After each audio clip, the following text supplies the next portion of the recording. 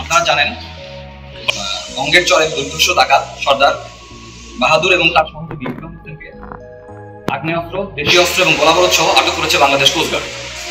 বেশ কিছুদিন ধরে ভোলা জেলার মেঘনা নদীর বঙ্গের চরে একটি সক্রিয় ডাকাত বাহিনী বিভিন্ন জেলাদের জিম্মি করে তাদের ডাকাতি কার্যক্রম পরিচালনা করে আসছে। পরবর্তীতে ভুক্তভোগী জেলেরা বাংলাদেশ কোস্টগার্ডের নিকট সাহায্যের আবেদন করলে তাদেরকে প্রাণনাশের হুমকি প্রদান করা হয়।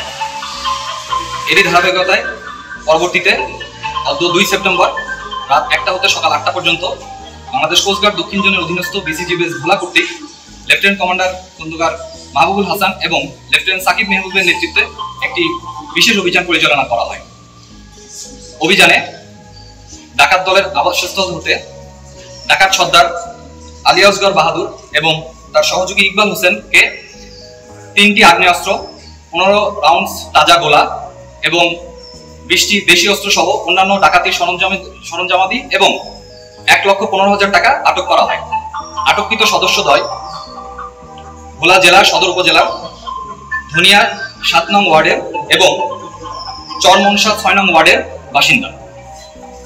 বর্তমানে তাদেরকে ভোলা সদর থানায় হস্তান্তরের প্রক্রিয়া চলমান রয়েছে। ভবিষ্যতেও বাংলাদেশ কোস্টগার্ড এ ধরনের অভিযান অব্যাহত রাখবে। ধন্যবাদ। এনজিওর কিস্তি প্রথমবার বিকাশ পেমেন্ট করলেই 20 টাকা ইনস্ট্যান্ট ক্যাশব্যাক।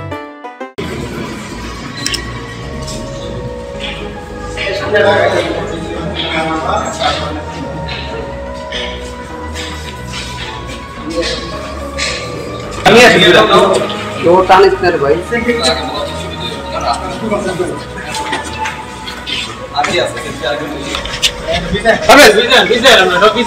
গাড়ি তুলব গাড়ি তো ভিতরে গাড়ি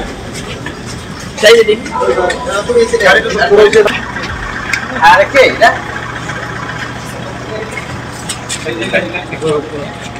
ভালো পাঠ করে তোলা